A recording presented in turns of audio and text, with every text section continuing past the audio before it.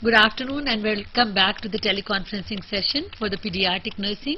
We had started on management of low birth weight babies, and we'll discuss now, we'll continue the discussion on the low birth weight babies management. I would be more interested to know what should be the objectives of nursing care of low birth weight babies. Welcome back, students. I hope you would be paying much more attention to what we are going to talk now again. As Professor Bimla Kapoor has just now asked me to highlight first on the objectives. The important objectives, as are also listed in your course content, is we should help the baby in support of the respiratory effort. Slide, please. Help the baby in maintaining their neutral thermal environment, provide fluid and nutrition to the baby, prevent infection, provide sensory stimulation to the baby, and facilitate mother and infant attachment. That's very important. I think that bonding has to be there. Right. Now, most of the time, like you have also raised one of the important points, support respiratory effort. Why in these babies there is more problem of respiratory distress? Because this is common to all the babies, but why in these low birth weight babies the respiratory distress is more common? Right. I would remind the students that when we are talking of low birth weight babies, we are also covering preterm and small for date babies, as you had seen in the classification. So if I answer back now to the question that why is respiratory support more important for these babies, is that these babies have immature respiratory regulating center. They have weak muscles. Their lung tissues are premature. Their ability to expand and recoil because of the elasticity deficiency in the lung tissues puts these babies to more problems which are related to expansion of the lungs. These babies also have hypotonia, as we said earlier, so their respiratory muscles, intercostal muscles, are also weak, and overall prematurity in the baby also puts the baby more prone to maintain their respiration as that of a normal baby. So all these things. Yes, Jaipur.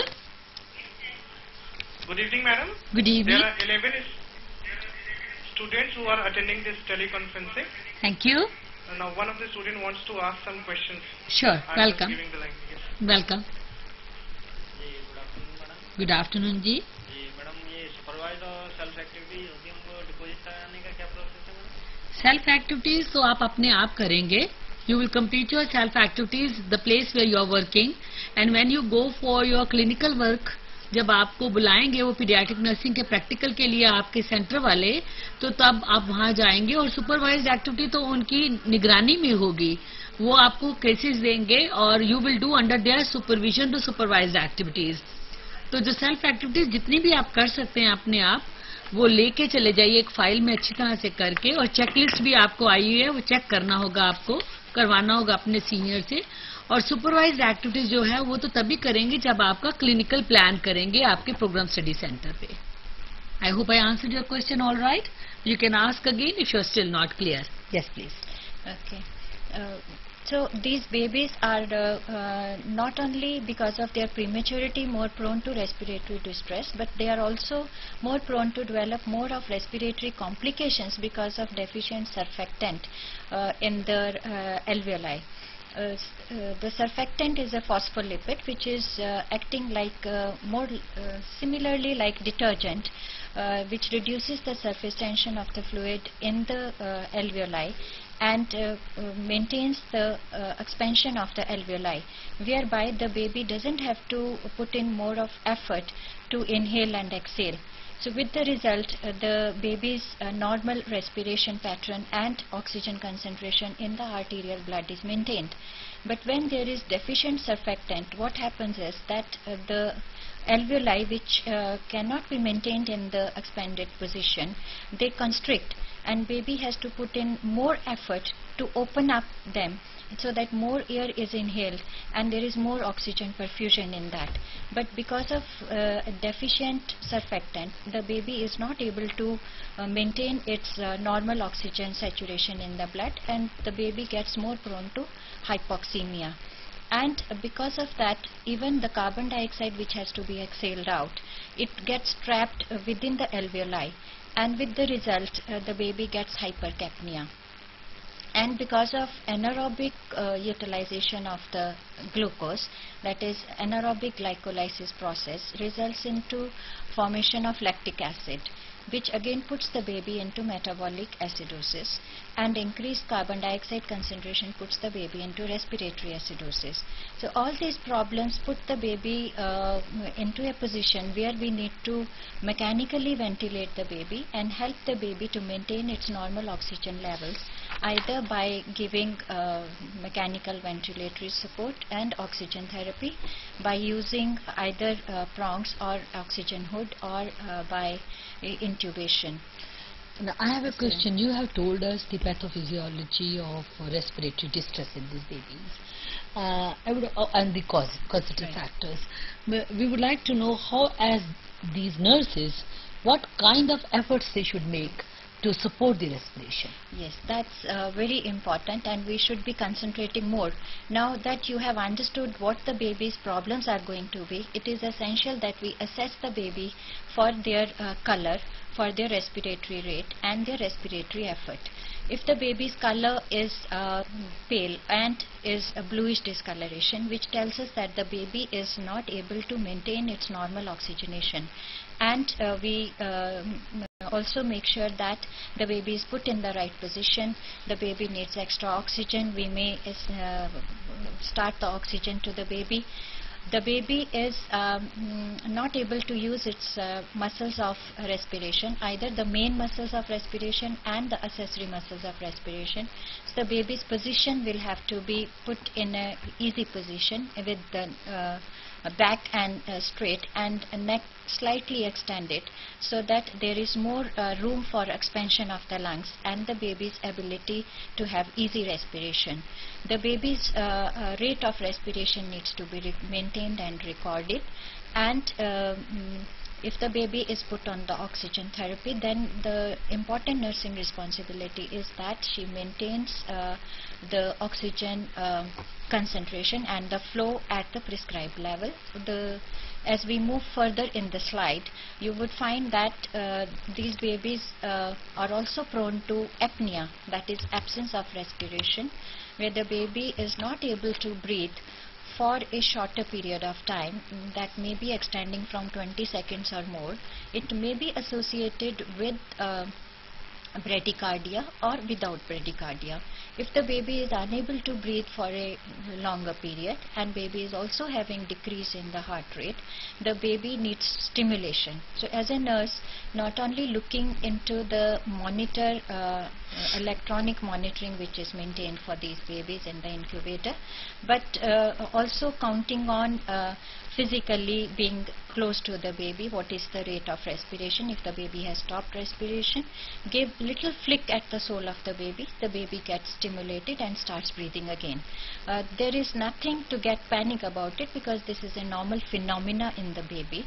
We only as nurses should be keeping vigil on the apnea monitor, which may give us alarm. And otherwise look into the electronic monitoring, and where we find that the baby's respiration rate is not being shown, probably the baby is into apnea. So go close to the baby and give stimulation. Apnea monitor, I may just mention about it, is that it has a transducer which is placed under the chest of the baby, and it has a sensor which picks up the movement, respiratory movements made by the baby, and the alarm is been set at a limit where we find that the baby's respiration, if it is less than 40, it will give us an alarm. So the alarm sound may be paid attention to by going close to the baby. The other important signs, like I said, that respiratory rate and rhythm has to be seen. The signs of respiratory distress are more important for us as nurses to be observing in the baby. The baby would have chest retractions. The chest retractions are seen like shallow cups in between intercostal spaces, or at the sternal space, or below the xiphisternum. That retraction is because of hypotonia and because of increased ability for the baby to compensate for the oxygen saturation of the blood. The baby would also have a more rate of respiration, that is tachypnea. The baby may also have flaring of the nasi, Early nasi, which will tell us that the baby is in distress. There is a Silverman scoring which is used to assess the baby for respiratory distress. That is more shown in your practical record book, and it would be nice that if we talk about that in the demonstration manner, where you are able to see the retractions and see a preterm baby. Many of you who are working in the newborn unit would be more familiar with this that I am talking to you, but others may get familiar when they have posting there, or if they see the baby closely and check the signs of respiratory distress in the baby.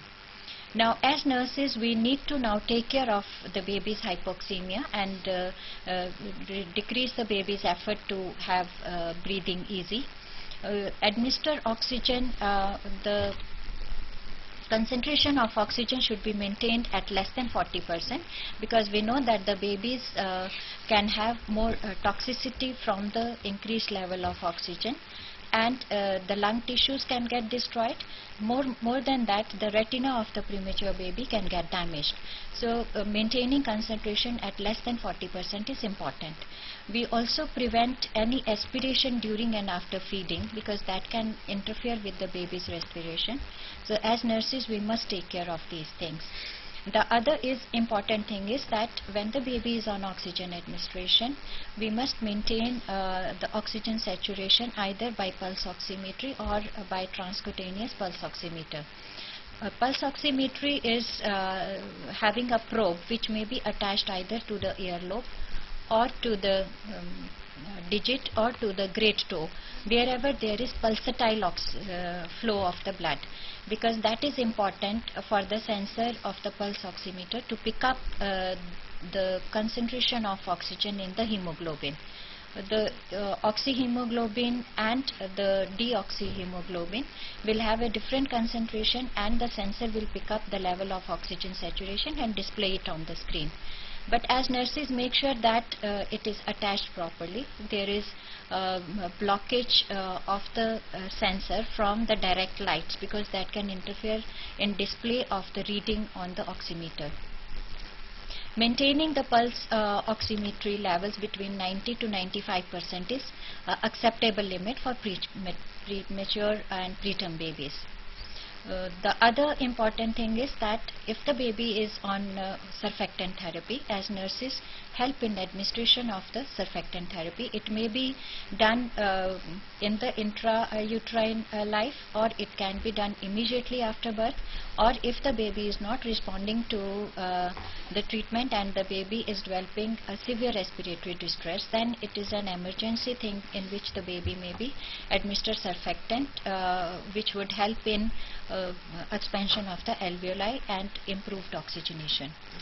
Is there any question from the group? Because you are hearing that how much requirement is there on the part of nurse to provide care to the baby, to the low birth weight baby, when the baby, because these babies are prone to respiratory distress.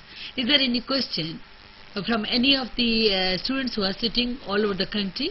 You may stop us or interrupt and ask the question, because the things being talked are very practical, and they have lot of weightage in terms of when you are working in a neonate nursery or when you are working with the low birth weight babies. Now with this, can we go to another important aspect? Can I just yes, sure. So See, what we have been talking about is the intensive care if the respiratory distress already develops. But to begin with, as a nursing personnel, from the beginning of birth of the baby till he goes to the total respiratory distress because of so many other hyaline membrane disease problem and all those things, I would just suggest that how you will identify as a with simple measures. How would you identify? She has already talked, but I am talking in the different terms. You must be able to assess the respiratory rate. Before a respiratory rate, even if the child has not cried at birth, that is most important sign which will tell you that you have to resuscitate the baby. That is more important thing. And the delayed cry after 30 seconds will tell you that you have to give the resuscitation. Now resuscitation, as she has been talking, it depends varied. It may be advanced resuscitation and it may be basic. As she said, you can just stimulate the baby, which also is the second step. Before that, you have to suck the baby, and you see mouth suction, M first and N next. Suctioning has to be done, and so that the baby does not go into the respiratory distress. And then if he doesn't improve, then you have to give sole, 2 or 3 flicks at the sole of the baby so that it is stimulated and the baby recovers. Then after that you have to think about the bag and mask respiration, and then if the baby is worse, then only we have to give the ventilatory care, and if the baby has the respiratory distress. For identification of the respiratory distress, I would suggest you just remember 3 symptoms. There will be chest indrawings. We have been talking about so much about the recessions, intercostal recessions, supracostal recessions. But just remember that there will be lower abdominal chest indrawing in the baby, and that will mild chest in newborns. Mild chest indrawing will be always there because they have soft abdomen and bones. But there will be severe chest indrawing which will suggest the respiratory distress. And you have to assess the respiratory rate, which is very, very important. If you check the respiratory rate above 60 and above, and then you have to again repeat that respiratory rate. You just repeat the respiratory rate to make sure that the baby has 60 and above the respiratory rate, he is in the distress. And then of course she talked about the Elleniaza, and also the respiratory grunt is also one of the important things. So with this I wanted to... I think this is very important, that how we prevent the respiratory distress. First is that it should not occur if the nursing interventions and medical interventions are being done on time. But if it has occurred, then how the management is to be done. So that's what Dr. Fitikol and Dr. Ms. Rekha Sama have tried to explain. Yes, Jaipur? Yes, please. Yes, madam. Yes. Hello. I am actually from Jaipur. Yes. Please, I want to ask you what are the management of ARE, acute respiratory infection. Oh, acute. Management. Okay, that will be part of the respiration only. So that will be covered up in the next session unit, problems. In the subsequent discussion, we'll be covering it up. Okay, we'll definitely try to touch it. But let's just quickly finish up the care of. Yes. Hello. Yes, please. One other question is ये nasal section होता है, oral section होता है in newborn baby. हाँ जी. इसमें तो कौन सा पहले करना चाहिए और क्यों? अच्छा, नेजल इन्फेक्शन और ओरल इन्फेक्शन में से पहले कौन सा अटेंड करना चाहिए और क्यों करना? M is first. M is first and N comes next. So M means mouth, and for what purpose? Because there will be aspiration. If you just suck nose first, then there will be secretions in the mouth which will be aspirated to the respiratory tract, and the problem will be worsened. So there will be vagus nerve stimulation there, and then therefore we do suctioning of the mouth. That's why we write M first and then N. So that tells us about M and N. Surekha, you have to say something about it? See, whenever anything is put into the nose, it's a stimulation.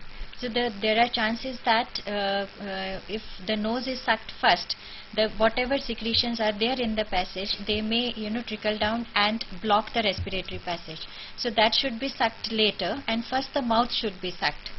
So when the mouth is sucked, the secretions are already been taken out, and then when we go to the nose, if there is any stimulation where the baby's reaction would be there will be nothing which can block the air passage. They have to remember M and M first and N later. Because the letter M comes first and N, M-N-O-P. So M come first. That is why they are insisting. Remember M first. You said what purpose? Purpose, you yourself said that there are secretions. When there are secretions in the mouth or in the nose, the suction is done for the clearance of the respiratory tract, and that's the basic purpose. Okay, I hope that answers your question. And regarding the ARI care, we'll be talking about in the subsequent discussion. The oxygen administration is very important. They must remember, as she was already talking, because these are the nursing implications, that she said we have to give 100% oxygen concentration till the time the baby demands. If the 100% oxygen is continued for little more time, then retrolental fibroplasia may occur in these type of babies, because they are already prone to develop the problems. And also 40% of oxygen, that you have to see from the oxygen oximeter. So, okay, let us go to the next important aspect of the care of the low birth weight babies, because you did mention the second important objective is to maintain the temperature of the babies. Yes. So what interventions? First is, how do we prevent it does not occur?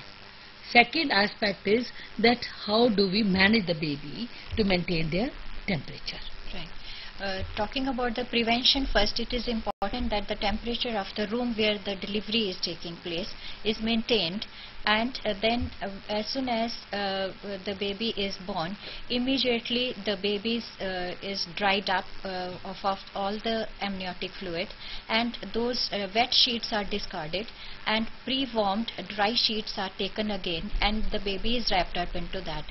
The care is also taken to dry up the head of the baby faster, so that baby does not lose much of heat from the large surface area of the head, and thereby we are preventing the heat loss by all methods, by radiation, evaporation, conduction and convection.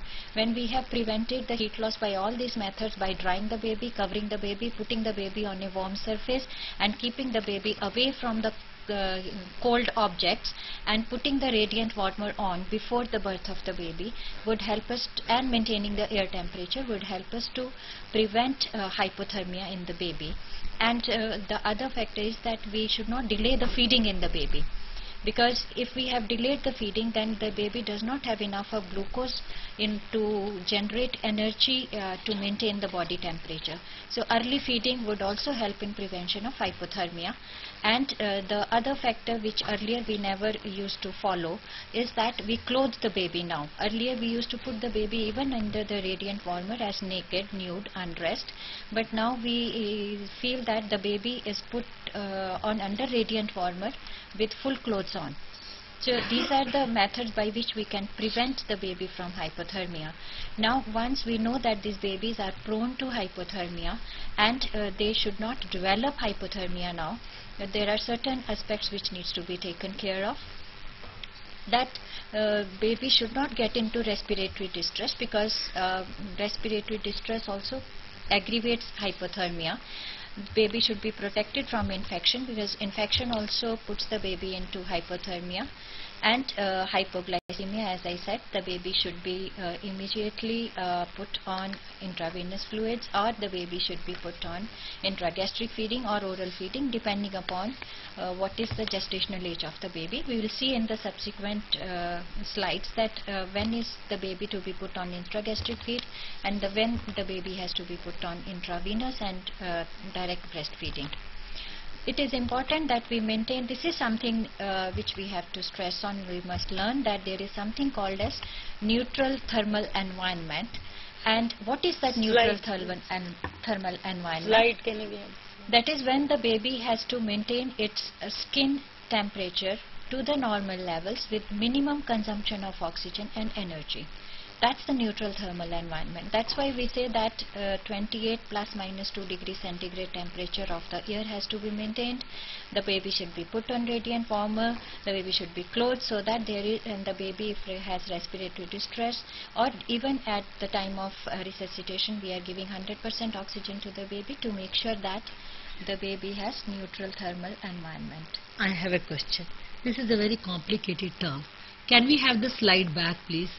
Explain my students that how will they be able to know the normal level with the minimum consumption of oxygen and energy. Right. How The- do we translate it into the functional neutral thermal environment maintenance? The normal temperature of the baby, the skin temperature and the core temperature has to be maintained, which varies between 36.7 degrees centigrade to 37.3 degrees centigrade. That's the normal level. Yes. Now our goal is to maintain that baby's skin and core temperature within this limit so that the baby is comfortable. Baby is not been consuming more oxygen for glycolysis, because that would generate more heat and maintain the baby's core temperature. So we we have to reduce glycolysis, anaerobic glycolysis. All right. That means And- that as a nurse, her observation or his observation should be the temperature of the skin and the core temperature Temperature should be maintained. Maintained. That is between 36.7 36.7 to to 37.3 degrees. That much temperature is to be maintained between the skin and the skin environment. and- yes. That's the basic meaning of this. Right, very right. Okay. That's why we say Yes. that the air Yes. temperature should be maintained between plus minus 28 degrees centigrade. That means between 26 to 30 Yes. degrees centigrade. Okay. The air temperature of Because the the nursery should be as she is maintained. talking, the importance is the degree of temperature. We said the room temperature where the birth is taking place. If they don't have the thermometer, they see where the adult feels uncomfortable. That should be the environment of the room, or we say it should be at least 25 degrees centigrade. But when it comes to the nursery, it should be 28 plus minus 2, the temperature Yes. of the nursery. Yes. That can maintain that environment. But it has another implication also. That is very important implication which the students must know. That implication is that these babies, when they are going to maintain their temperature, they are not able to maintain their temperature because of the, like adults maintain by shivering. These people, these newborn, sorry I am saying people, these newborn babies maintain their temperature by non-shivering thermogenesis. What do we mean by that non-shivering thermogenesis? Which she said about that whenever they are going, when there is little drop of temperature in these babies, they will not be able to maintain by shivering mechanisms. What they will do, their oxygen will be consumed and their energy will be consumed. There will be high metabolic rate and there will be more consumption of oxygen. That is what we talk about, minimum oxygen consumption and energy is needed. So this, because they vary from the adult in maintenance of the body temperature by non-shivering thermogenesis, therefore this is very important that they should be maintaining the neutral thermal environment. Okay. So yes. Yeah, please. this neutral thermal environment is also called as a thermal environment of comfort zone. Because that's when the baby is comfortable. Yes. Srinagar, please. Yes, Srinagar. Good afternoon, ma'am. Good afternoon. Good afternoon, ma'am. Good afternoon. Ma'am, actually today was good afternoon. Ma'am, actually today it was the program on transient pediatric nursing and low birth weight baby management. Yes. But ma'am, you have not touched the transient pediatric nursing. Oh, trends in pediatric nursing. Okay. She's not a student. Okay. Any other question you have? Ma'am, please say something about that. No, ma'am. Okay. See, when we are talking about the students, we are taking topics. The topic, the block is trends in, when we talk about the block, it is trends in pediatric nursing. Within the block, we are talking of, here, this is the block for our students. All of you have this block with you, block 1. Block 1 is trends in pediatric nursing, newborn and infant care. These are the trends in the low birth weight baby. The trends of how to maintain the neutral thermal temperature, the trend of reducing the respiratory distress, these are the issues and trends which are concerned in the low birth weight babies. Let us not take trends in terms of pediatric nursing. When we talk about pediatric nursing, this is also one of the trend, that how the low birth weight baby should be taken care by the nurses effectively, and the trend is changing now. Everything is not passed on to the pediatrician or to the neonatologist, but it is expected from the higher qualified technical nurses to manage the babies. So this is what we mean by trends. We don't mean by trends only saying that what changes are occurring. That's a very narrow meaning of the trends. We are trying to take trends in the areas of care, in the areas of nurses' role, in the areas of how to manage low birth weight babies. So this is more significant, and we are taking trends. So don't take trends in an okay, in the narrow meaning. Yes, please. Yes, Jabalpur. Hello. Yes, Jabalpur. Hello. Good afternoon, madam. Good afternoon. I am Mrs. Murthy from Jabalpur. Yes, Mrs. Madam, there is Murthy. one question. Yes, please. How long oxygen therapy should be given to the baby in respiratory distress? Okay, thank you. How long? Oxygen therapy is to be given in the respiratory distress to the low birth weight baby. Yes? Yeah. Okay. Anybody? Yes. Till the time the baby is able to maintain its oxygen saturation at between 90 to 95%, which we can see from the pulse oximeter, the baby should be administered oxygen. And as soon as the baby's color is okay, the respiratory rate is in the normal limit, that is between 40 to 60. The baby doesn't have to put in extra effort. There are no retractions. There are no xiphoid process, or the intercostal retractions are not there, and there is no respiratory grunt. That means the baby is comfortably breathing. Then we can stop oxygen administration. I hope, Mrs. Murthy, your answer is clear, and so is at the Srinagar, the answers are clear, and if still there are questions, you are most welcome to interrupt. Yes, please. We were talking about the thermal management of the low birth weight baby. Yes, Right. please. So carrying on with that, we may also mention here now that in order to provide that neutral thermal environment to the babies, these babies are put in incubator so that they are able to maintain their body temperature within the normal range that was just said. They can be either put in isolate incubator, or they can be put in open system of incubator. In whichever incubator they are used, the temperature of that air temperature has to be set within the limits so that the baby is comfortable. Putting the baby clothed in the incubator is the recent trend. Earlier we were nursing the babies naked in the incubators, but now we have learned scientifically that the babies are able to maintain their core temperature to 37 degrees centigrade when they are clothed and kept under the radiant warmer. Then regularly, in addition to the electronic monitoring of the temperature, manually with using low reading thermometers, their temperature should be taken axillary, and with the help of skin probe which is attached between umbilicus and sternum to the baby's abdomen is also helping us to see electronic temperature reading. Okay. Nursing the baby in a matter where we have to give least exposure while taking blood samples, while performing procedures, while doing feeding, sponging the baby, and these are some of the things, nursing procedures which can be done with minimal exposure so that the baby does not lose his heat.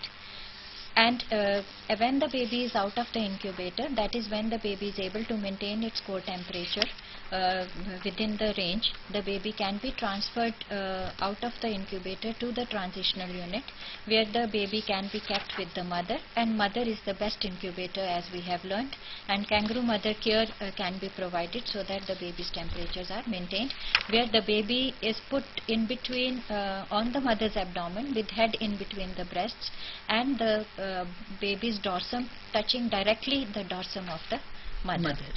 And they are then wrapped together. The only thing is the baby has to be opened up whenever there is wetness, the baby has either passed urine or stool. The mother should be feeling comfortable in nursing this position. If the mother is not there, the father can also be participative in giving kangaroo mother care. The father can also have his under banyan put on, and the baby can be put in between the baby, the father's skin and the banyan, and that helps the baby to maintain its body temperature. Right. The other important aspect is that we need to maintain the nutrition. Right. We and have the fluid. We just talked that the baby's temperature has to be maintained when the baby is fed properly. The babies who are with Low birth weight. low birth weight and the babies who have a less gestational age, they are not able to have good coordination of sucking and swallowing reflex. They do not have enough of muscle strength to suck onto the breast and take their feed, and they cannot be disturbed more. They need to be put on rest, so they have to be put on to maintain their nutrition either by intravenous route or by giving intragastric feeding. But let us see that after how long should we be starting the feeding. The baby should be put on feeding within 4 hours of birth, so that we can prevent acidosis and thereby hypoglycemia and hyperbilirubinemia in the baby.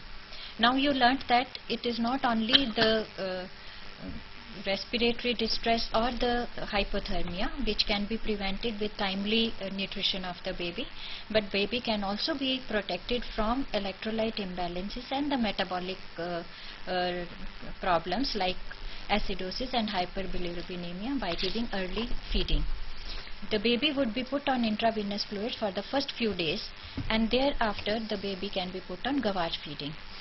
Let us look at the slide which gives us on the requirements of the fluids and the calories which are required by preterm babies. These babies are requiring about 120 to 150 kilocalories per kg per day. The more the preterm, the less the baby's weight, the more is the requirement because of their increased metabolic rate, because of their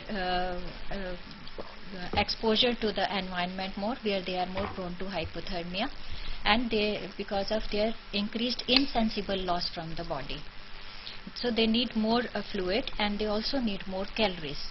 These babies also need more proteins because inside the utero, when they were unborn, they were utilizing the nutrition from the mother which was ready-made, but now their body has to assimilate the nutrition which is given to them, and they need tissue synthesis to gain more maturity of the tissues and the muscles, and increased myelination of the nervous tissues, which would help in gaining more maturity of the vital centers of the body.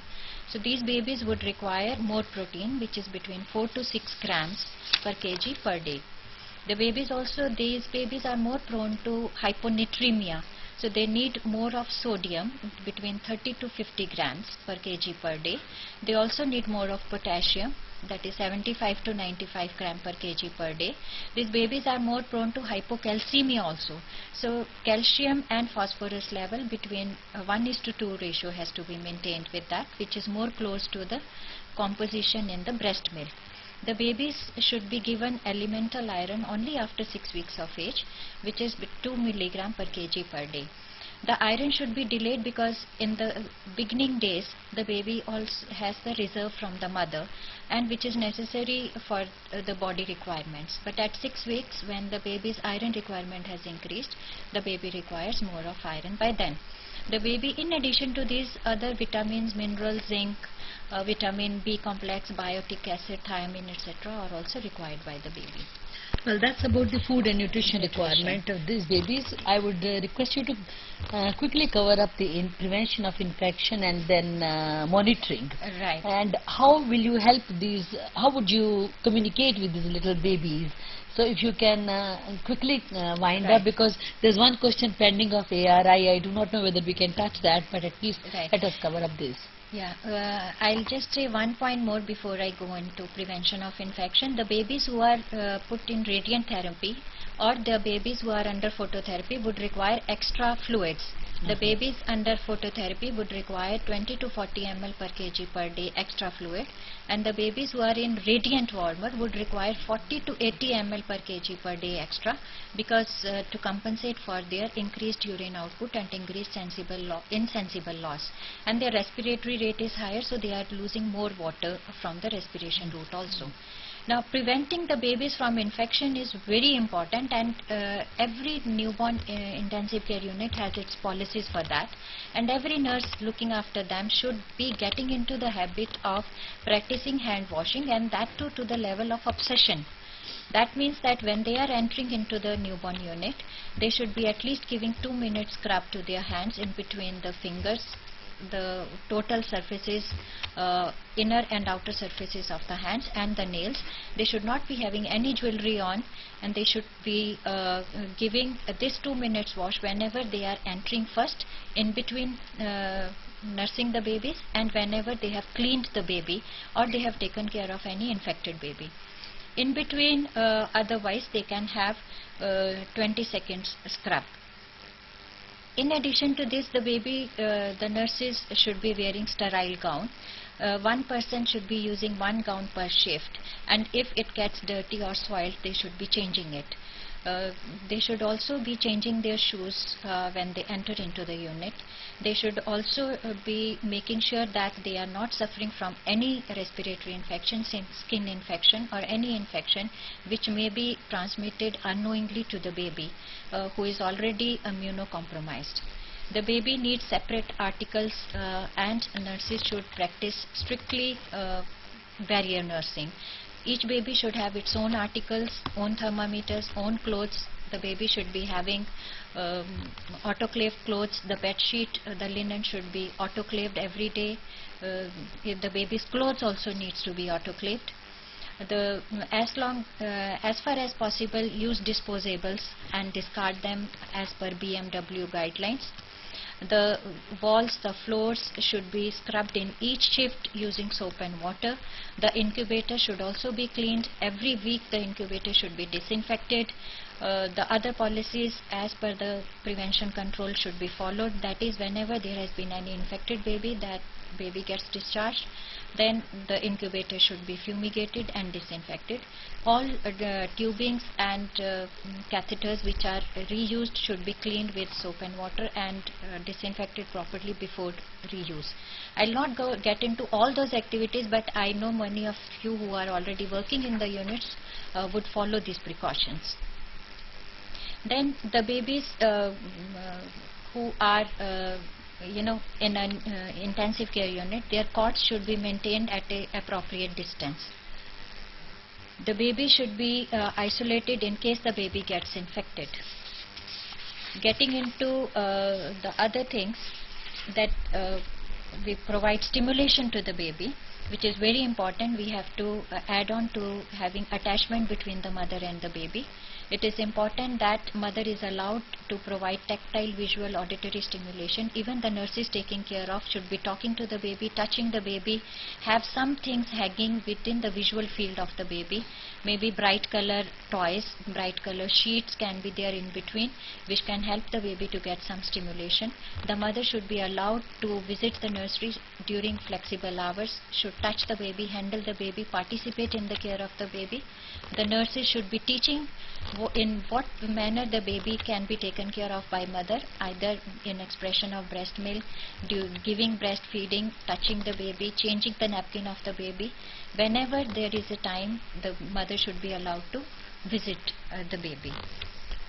Okay, the monitoring of course is required for all the areas which you have mentioned, and there needs to be communication to parents about the progress of the baby. Right. Whatever apprehensions the parents would have, they would ask questions. They should be their fears should be taken care of.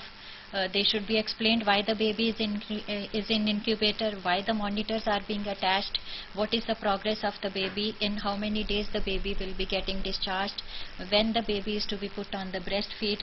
All these kinds of information would help the parents to lessen their fear and lessen their anxiety. Mother should be allowed to visit the baby. Yes, touch definitely. the baby, handle the baby. Definitely. I think I have a slide on that which shows that the mother is closely touching the baby and there is father also in the picture. So we must maintain the contact between the child, the newborn, and the mother and the father and the sibling also. I think this is the most important slide because mother needs to touch the baby. Definitely. Okay, I think in a short period we have tried to discuss the nursing management and total management of the low birth weight babies, starting from the classification, the definition, how the Indian babies are categorized below 200 grams, even the low birth weight baby. So the management, which is very important, because the problem, as Dr. Pitticole mentioned, 20 to 40% babies are low birth weight baby, and putting in different categories. So I think as nursing personnel, you need to really brush up and update your knowledge and skills time and again, so that you are able to look after these babies very well. With this, I would like to thank Ms. Surekha Sama for being with us and discussing in detail about the nursing management of low birth weight baby, and also Dr. Pitticole for giving her valuable inputs wherever it is required. Thank you very much, both of you. And thank you at regional centers. We'll join you back at 4:20 and discuss about mental health nursing. Please join us back after 5 minutes. Thank you.